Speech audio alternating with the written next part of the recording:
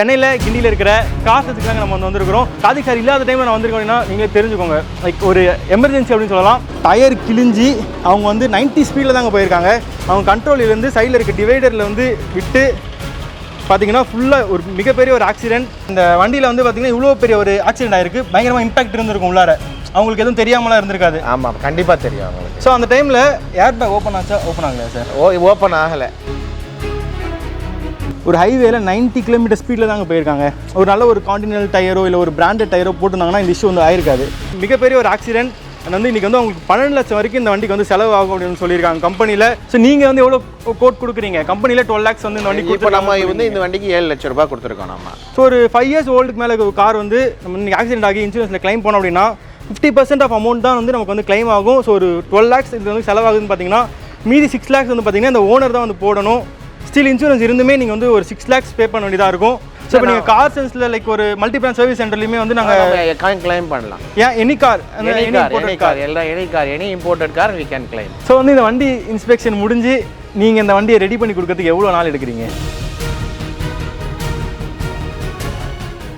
Hello all, நான் most எல்லாருமே நல்லா இருக்கீங்க அப்படின்னு சொல்லி நினைக்கிறேன். ஸோ இன்றைக்கி நம்ம எங்கே வந்திருக்கோம் அப்படின்னு பார்த்தீங்கன்னா சென்னையில் கிண்டியில் இருக்கிற கார்சென்ஸுக்கு தாங்க நம்ம வந்திருக்கிறோம். ஸோ யூஸ்வலாகவே கார்சென்ஸ் வந்து நிறைய வந்து இன்ட்ரெஸ்டிங்கான விஷயங்கள் நமக்கு கிடைக்கும். ரொம்ப இன்ஃபர்மேட்டிவாக நிறைய விஷயங்கள் வந்து நமக்கு கிடைக்கும். ஸோ நம்ம கார்த்திக் சார் கூட நிறைய விஷயங்கள் வந்து பேசியிருக்கோம், ஷேர் பண்ணியிருக்கோம். பட் இன்றைக்கி வந்து சார் வந்து கிடையாது.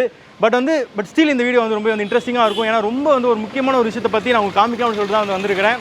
கார்த்திக் சார் இல்லாத டைமில் நான் வந்திருக்கேன் அப்படின்னா நீங்களே தெரிஞ்சுக்கோங்க. லைக் ஒரு எமர்ஜென்சி அப்படின்னு சொல்லலாம். ஸோ அந்த மாதிரி ஒரு விஷயம். ஸோ இன்றைக்கி கார்சென்ஸுக்கு BMW 3 GT ஒரு கார் வந்து கொண்டு வந்திருக்கிறாங்க.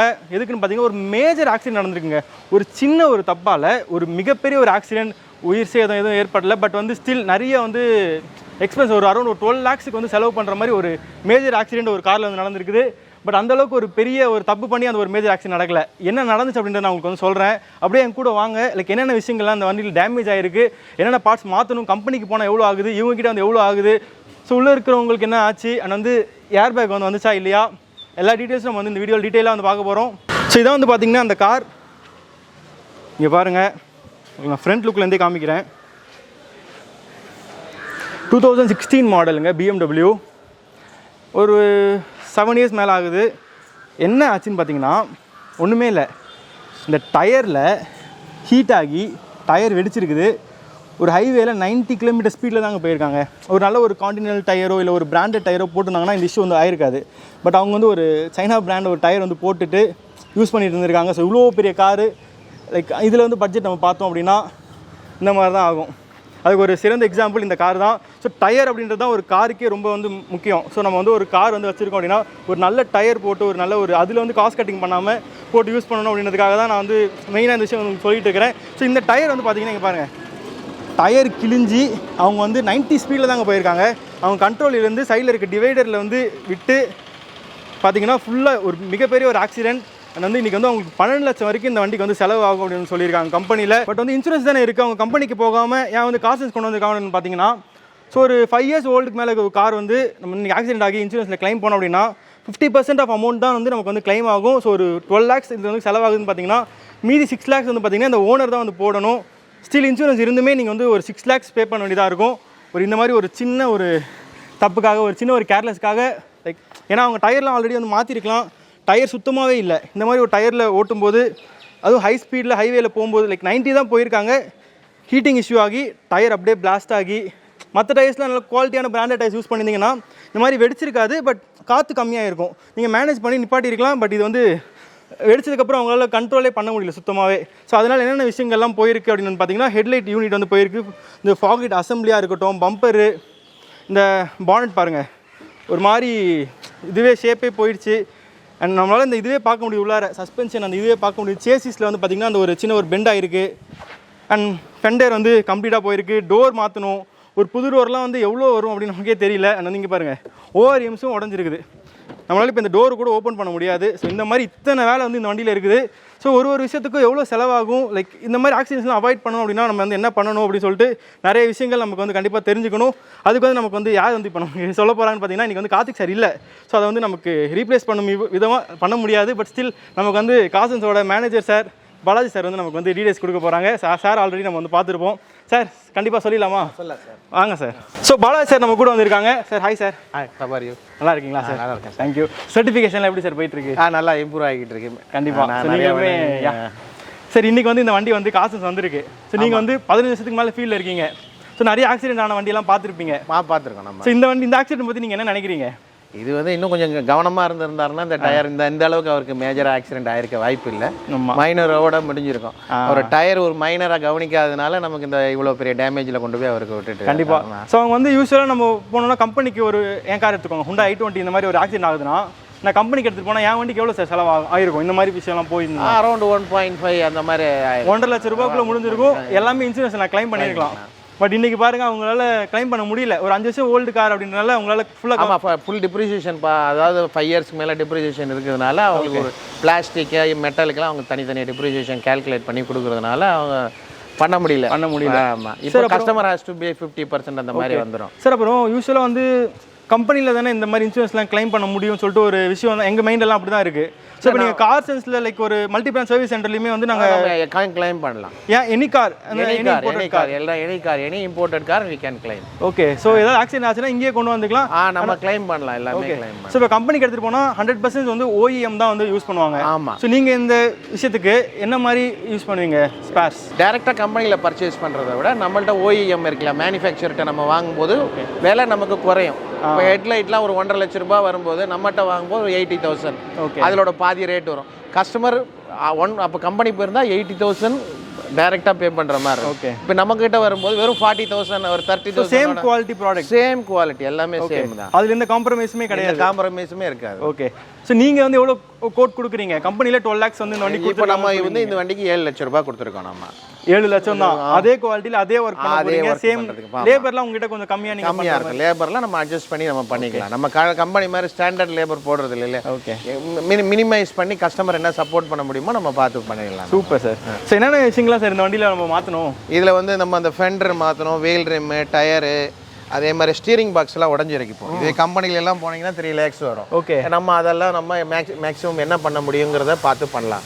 ஹவுசிங்னா ஹவுசிங், மோட்டர்னா இப்போ கம்பெனினா அசம்பிளி ஃபுல் செட்டாக வாங்கி மாற்றி விட்டுருவோம். நம்ம என்ன சர்வீஸபிளாக சர்வீஸ் பண்ணுவோம். ஓகே. எது சேஞ்ச் பண்ணுமோ அதை மட்டும் மினிமைஸ் பண்ணி கஸ்டமரையும் சப்போர்ட் பண்ணோம், நம்மளும் பிஸ்னஸ் பண்ணோம் பண்ணிக்கலாம். Okay done. அந்த ஃப்ரண்ட்டில் சார் ஃப்ரண்ட்டில் பம்பர் மாற்றணும், ஹெட்லைட், அதே மாதிரி ஒயரிங் எல்லாமே கட் ஆகிடுச்சு. இன்ஜின் ஒயரிங் ஹார்னஸ் எல்லாம் போயிருக்கு. ஓகே. இதெல்லாம் நம்ம கம்பெனின்னு போகும்போது செட்டாக ஃபுல்லாக ஒயரிங் ஆன செட்டு மாற்ற சொல்லுவோம். நம்ம என்ன பண்ணுவோம், எது ரிப்பேர் பண்ண முடியுமோ பஞ்செல்லாம் ரிப்பேர் பண்ணி ஓகே ரெடி பண்ணி மாட்டுவோம். நம்ம சார் இந்த சேசிஸில் என்ன சார் இஷ்யூ? அது சேசிஸில் அந்த அளவுக்கு இஷ்யூ கிடையாது. ஃப்ரண்ட் ஏப்ரான் பேனல் மாத்திரம் லேசாக அடிபட்டுருக்கு.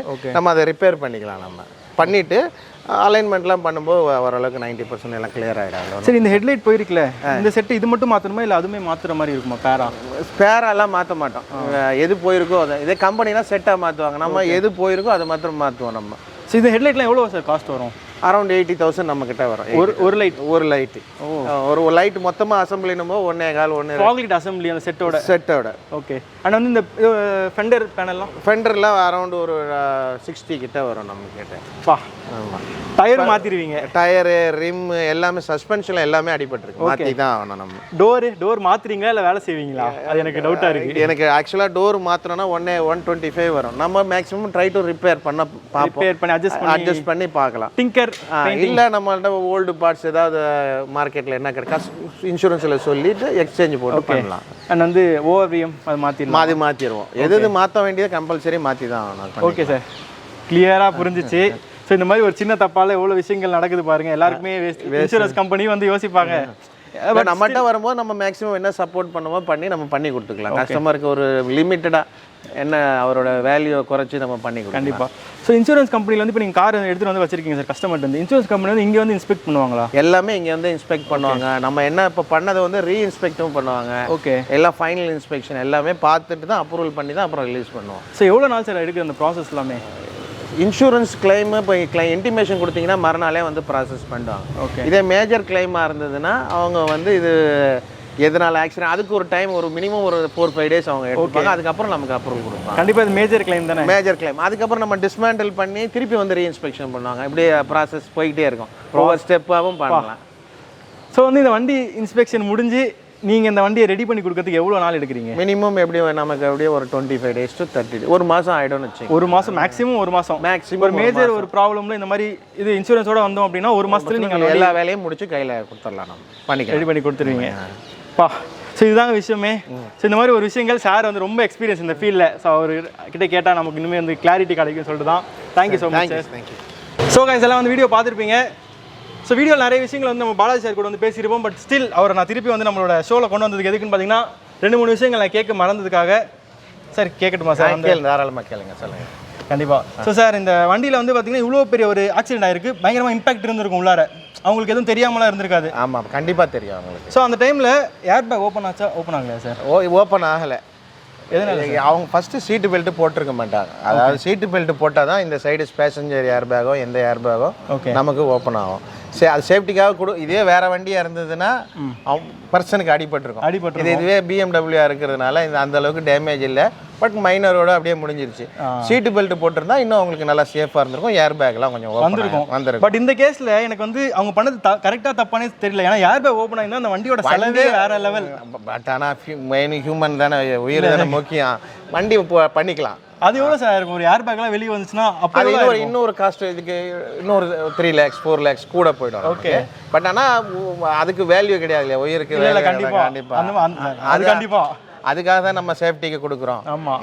ஸோ இது ஒரு சின்ன ஆக்சிடென்ட் ஆனதுனால அவங்க ஏர் பேக் வராதனால பரவாயில்ல. வண்டி சப்போர்ட்ல BMW ஸ்ட்ராங்காக இருக்கிறதுனால ஸ்டெபிலிட்டி எல்லாம் இருந்திருக்கும். அவ்வளவுதான். இதே மற்ற வண்டினா இன்னும் அவங்களுக்கு ஹெவியரா டேமேஜ் இருக்கும். இன்னும் ஏர் பேக் போட்டிருந்தா அந்த சின்ன மைனர் டேமேஜும் அவங்களுக்கு ஒன்றும் ஃபீல் பண்ணியிருக்க வந்திருக்காது.